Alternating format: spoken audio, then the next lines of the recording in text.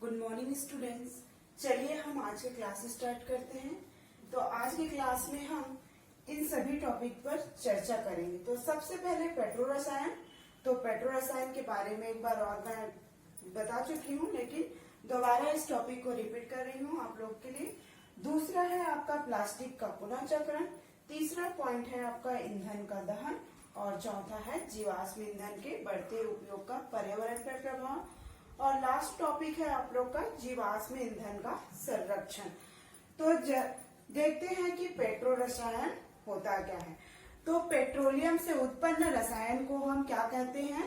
Petro रसायन कहते हैं।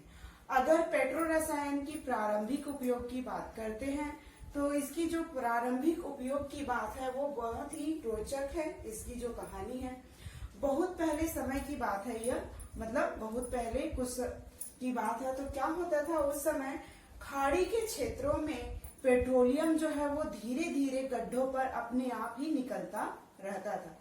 जिससे क्या होता था, उसमें बहुत सारे ऐसे पदार्थ, कुछ ऐसे पदार्थ होते थे जो वाष्पशील होते थे। मतलब कुछ पदार्थ वाष्पशील हो जाते थे और कुछ जो पदार्थ है वो गड्ढों पर एकत्रित बच जाते थे, जो चिपचिपा रहता था, गाढ़ा चिपचिपा रहता था, जिसका उपयोग लोग क्या करते थे, नावों को जलरोधी बनाने में करते थे।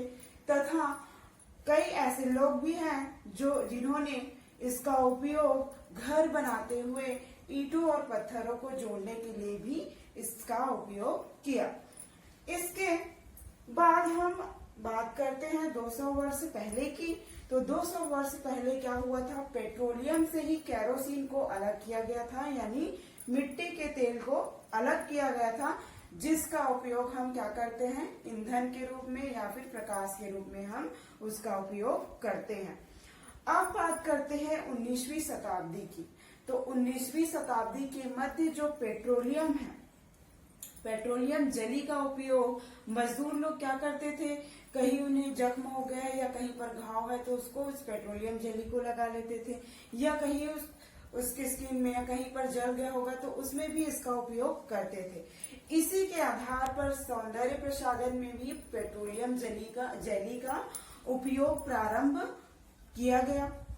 अब क्या होता है, पेट्रो रसायन का उपयोग भी अब किस किस में, पॉलिएस्टर के रूप में, रेशे के रूप में, या फिर बहुत सारे प्लास्टिक औद्योगिक निर्माण में, यानी मानव निर्मित बहुत से ऐसे औद्योगिक उद्योग हैं जहां पर इनका उपयोग किया जाता है। अब आगे देखते हैं प्लास्टिक का पुनः चक्रण। तो प्लास्टिक का उपयोग हम लोग दैनिक जीवन में क्या करते हैं, डेली हम रोजमर्रा की जिंदगी में हम क्या करते हैं, प्लास्टिक का उपयोग करते हैं। हमारे पानी का बोतल हो गया या लंच बॉक्स हो गया या फिर किचन के मसाले रखने की बात हो गई, तो इन सब में भी हम प्लास्टिक के डिब्बों का उपयोग करते हैं। तो इस प्रकार से हम प्लास्टिक का तो उपयोग कर रहे हैं, और जो अनावश्यक जो प्लास्टिक होती है उनको हम यहाँ वहाँ फेंक देते हैं, तो इसका अपघटन होना क्या होता है, अपघटन नहीं होता है। तो इनको दोबारा, जो अनुपयोगी प्लास्टिक है, तो इसको दोबारा उपयोग में लाने के लिए हमें क्या करना चाहिए, इसका पुनः चक्रण करना चाहिए। तो क्या हुआ, पुनः चक्रण करने के लिए जो औद्योगिक संस्थान है, इन्होंने सन 1988 में क्या किया, इन प्लास्टिक को मतलब अलग अलग कोडों में विभाजित किया। मतलब इनके रिसाइकल करने के लिए, यानी पुनः चक्रण करने के लिए उसको अलग अलग कोडों में बांट दिया। उस कोड को हम इस प्रकार तीर के निशान से दर्शाएंगे, जैसा कि यहाँ पर चित्र में दिखाया गया है। इसको कोड 1 से लेके 7 तक कोडों में बांटा गया था।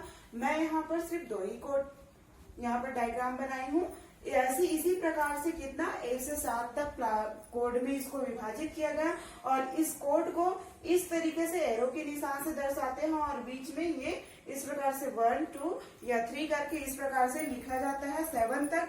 तो इसमें क्या किया गया, इस औद्योगिक संस्थान वालों ने क्या किया, अलग अलग कोड बांटने के, जैसे कि कोड नंबर 1 में प्लास्टिक के मतलब जैसे कि पानी का बोतल हो गया या ठंडे पानी का बोतल हो गया या जैम के जार हो गए, इन सबको कोड नंबर 1 में रखा। फिर इसका पुनः साइकिल किया गया।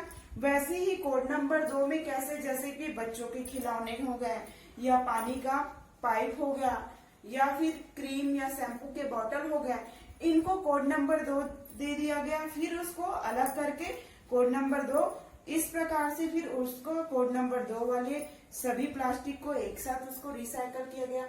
इस प्रकार से ही अलग अलग कोड में डिवाइड करके इनका रिसाइकल किया गया और प्लास्टिकों का पुनः उपयोग इस प्रकार से हम कर सकते हैं। आगे देखिए ईंधन का दहन। आप लोग सभी जानते हो कि क्या होगा, कोई भी वस्तु जब जलता है तो उसको जलने के लिए किसकी आवश्यकता होती है? ऑक्सीजन की आवश्यकता होती है। और ऑक्सीजन की उपस्थिति में जब कोई वस्तु जलता है तो वही क्या कहलाता है? आपका दहन कहलाता है। दहन से क्या होता है? उष्मा उत्पन्न होती है। तो यह क्या हो गई? उष्माक्षेपी अभिक्रिया हो गई। यह जो है, जैसे एग्जाम्पल के रूप में मैं लेना चाहूंगी किसको? कार्बन और ऑक्सीजन को। Carbon plus O2 equal to क्या बनाएगा? CO2। तो आप देखोगे कार्बन की बात हो रही है, यानी कार्बन कोयले की। तो कोयले को हम ऑक्सीजन की उपस्थिति में जलाएंगे तो उससे कार्बन डाइऑक्साइड उत्पन्न होगा कि नहीं? ये कार्बन और ऑक्सीजन दोनों ही आपस में मिलकर क्या उत्पन्न कर रहे हैं? Carbon dioxide. यहाँ कार्बन की बात हो रही है, यानी कोयले को मैं ऑक्सीजन की उपस्थिति में जला रही हूँ तो उससे क्या उत्पन्न हो रहा है? कार्बन डाइऑक्साइड उत्पन्न हो रहा है। अगर इसी को ईंधन के रूप में मैं कोयले को ही जलाऊंगी तो क्या होगा?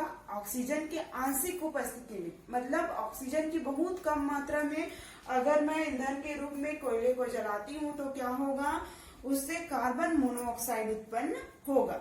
यानी कि ऑक्सीजन की कम उपस्थिति में क्या उत्पन्न होगा? कार्बन मोनोऑक्साइड उत्पन्न होगा। और इस प्रकार से कोयले के जलने के बाद जो शेष बच जाता है उसे हम क्या कहते हैं? राख।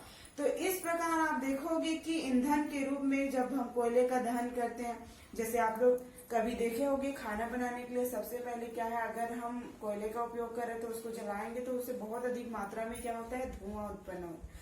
तो इस प्रकार क्या देखोगे कि ईंधन के रूप में जब हम कोयले को जलाते हैं तो उससे कार्बन डाइऑक्साइड, कार्बन मोनोऑक्साइड और राख, ये सब क्या होते हैं? उत्पन्न होते हैं।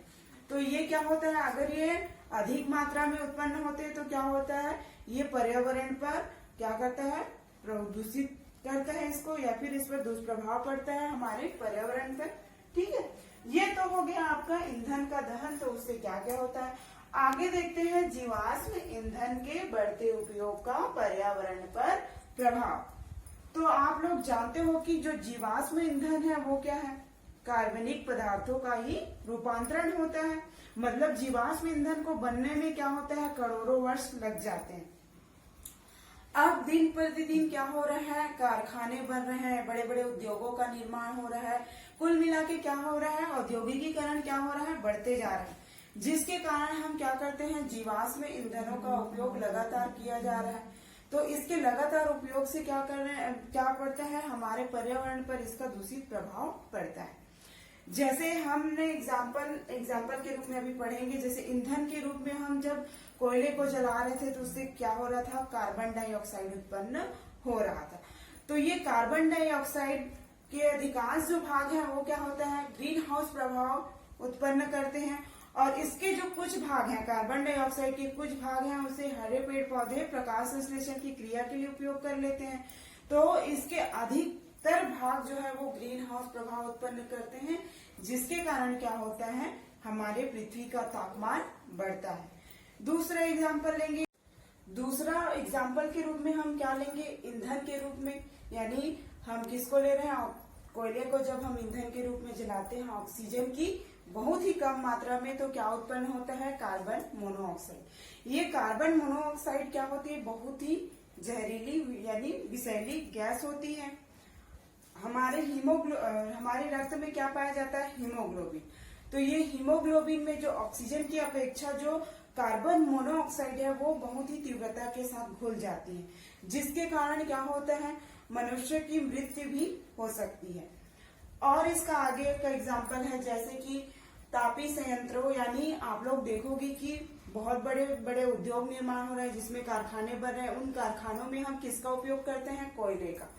तो ये कोयला जलने के बाद क्या होता है? उसमें जलने के बाद जो शेष भाग बच जाता है वो राख के रूप में बच जाता है। तो यही जो राख है वो आसपास के क्षेत्रों में उड़ जाते हैं। उड़ते हैं तो इसे हम उड़न राख यानी फ्लाई एश कहते हैं। तो ये क्या होता है, ये जो राख है जो बचा हुआ वो क्या होता है, धीरे धीरे फेफड़ों को संक्रमित करता है और कौन सी बीमारी उत्पन्न करता है, सिलिकोसिस नामक बीमारी उत्पन्न करता है, जिससे फेफड़े क्या होते हैं, दुष्प्रभावित होते हैं इसके कारण। इसके अलावा जैसे कि ईंधन के रूप में हम लोग जो उपयोग कर रहे हैं कोयला, उसमें नाइट्रोजन और सल्फर होते हैं, वो उनके ऑक्साइड के रूप में बदल जाते हैं। तो ये क्या होते हैं, ये नाइट्रोजन और सल्फर के जो ऑक्साइड है वो वर्षा के जल में घुल जाते हैं, जिसके कारण घुल जाते हैं और ये अम्ल वर्षा का निर्माण भी करते हैं।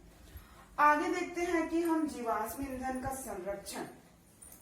तो आप लोग देखते हो, आप जान भी चुके हो इस चैप्टर को पूरा, ये लास्ट टॉपिक है इस चैप्टर का।